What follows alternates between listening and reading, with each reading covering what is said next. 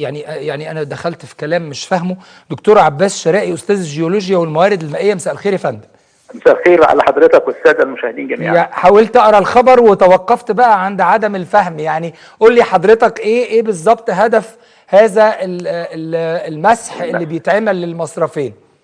هو الحقيقه يعني هذا المصرف ده اكبر مصرف في مصر. انهي واحد، بحر البقر ولا بحر حدوث؟ لا، بحر حدوث ده جزء في النهايه. لكن بحر البقر ده طوله 190 كيلو متر. ده يعتبر اكبر مصرف في مصر. تمام. وبيمر ب5 محافظات. ايوه. يعني ابتداء من القاهره والقليوبيه، وبعدين ياخد الاسماعيليه والشرقيه والدهليه، وبعدين اخر حاجه بحيره المنزله. فطبعا صرف ال5 محافظات بيصل الى هذا المصرف. كان زمان هو مصرف عمره اكثر من 100 سنه. لكن كان مصرف زراعي فقط. لتصريف مياه الزراعه، وبعد كده تصب في بحيره المنزله. المياه الصرف الزراعي معقوله من حيث التلوث.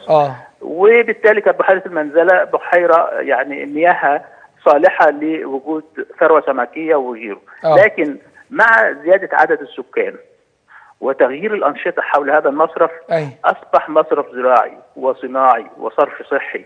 كل أنواع المياه بقى تصب فيه، سواء بتعالج أو بدون معالجة. وبالتالي انتشرت المشاكل. مع هذا الضغط كان هناك أيضا تعدي من بعض السكان، زي ما بيحصل تعدي على النهر والقنوات الأخرى. اللي هو يعني متمثل في إيه حضرتك؟ زراعة مثلا في أراضي طرح النهر؟ المصرف او اي مجرى مائي والنيل له حرم، يعني طبعا. بمعنى جانب النهر بيبقى على مسافه منه تتبع المجرى المائي. زرعوا فيه، يعني زرعوا فيه وبنوا فيه. وبالتالي طبعا ده بالمخالفه. واللي حصل هذه الاعتداءات ادت الى ارتفاع المناسيب كمان، مع زياده عدد السكان والكميات اللي بتنصرف فيه.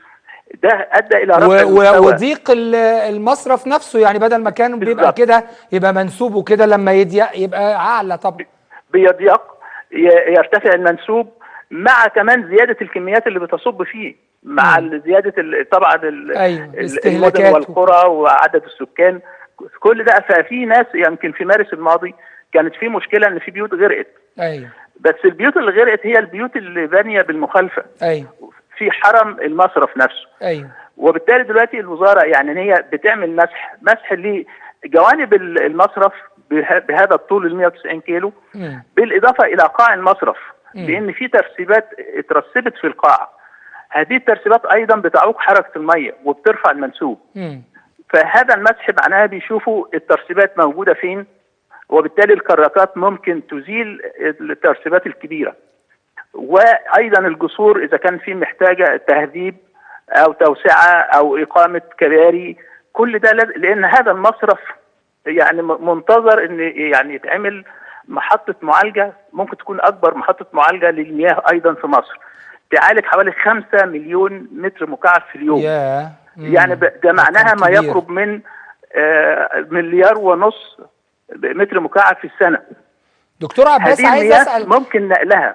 عايز اسال حضرتك، يعني عملك على مدار عقود في الجيولوجيا والموارد المائيه، هل بترى ان هذه الجهود الحديثه والحثيثه للدوله امر طبيعي كان موجود على مدار العقود الماضيه، ام ان في هبه فعلا لصيانه الترع والمصارف والتبطين والحفاظ على كميه الهادر من الميه ومخرات السيول يعني في اهتمام كبير بالموارد المائيه الفترة القريبة الأخيرة، ولا إيه رأي حضرتك؟ لا، إحنا عندنا بالفعل صحوة كبرى في مجال المياه خلال السنوات ال4 الأخيرة. الصحوة الكبرى بتشمل معالجة مياه الصرف. هناك محطات المعالجة، إحنا لسه من عدة شهور، يمكن من 2 أو 3 محطة المحسمة في الإسماعيلية. طبعا. ودي مكلفة 13 مليار جنيه. افتتحها الرئيس بنفسه. حوالي 30,000 جنيه في اليوم. ده لمعالجة حوالي 1 مليون متر مكعب يوميا. ايضا لسه من اسبوعين في محطة العلمين الجديدة. وعلى بحر البقر في بقى المحطة الكبرى لمعالجة 5 مليون متر مكعب في اليوم. والاستفادة من هذه المياه بدل ما كانت بتصب في بحيرة المنزلة، انها يمكن تحويلها انها تصب في سيناء عن طريق ترعه السلام. وكان مخطط ان احنا نستفيد ب 2 مليار متر مكعب من مياه الصرف الزراعي، بس مياه الصرف الزراعي المعالج وليست عشان نستخدمها في الزراعه مره اخرى، مش كده؟ وخلطها ب 2 مليار متر مكعب من مياه النيل النقيه. حلو قوي، حلو قوي. يبقى هنا فيه 4 مليار متر مكعب، نصهم من مياه الصرف الزراعي المعالج والنصف الثاني من مياه النيل، وده يكفي لزراعه اكثر من 400 الف فدان في شرق قناه السويس. بشكرك. وفي 225 الف في غرب قناه السويس، دول بالفعل تم زراعتهم. بشكرك جدا استاذنا الدكتور عباس شرائي، استاذ الجيولوجيا والموارد المائيه، نورتنا. هروح